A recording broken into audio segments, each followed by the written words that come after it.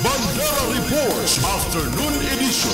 Isang low pressure area ang nabuo na binabantayan ngayon ng Pag-asa sa silangan ng Mindanao at inaasahang magpapaulan simula bukas ng araw ng Biyernes. Sa ngayon, mababa ang tsansa nito maging bagyo sa susunod na 24 oras, ngunit hindi inaalis ang tsansa na magiging bagyo ito ngayong weekend. Ayon naman sa weather models, possible itong lumapit sa Bicol region bago lumapit sa rehiyon.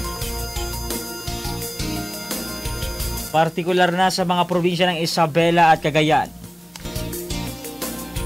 Mag-ingat mga kabandera at manatiling nakatutok sa mga inalabas na update kaugnay sa ating weather update. Bandera Reports Afternoon Edition.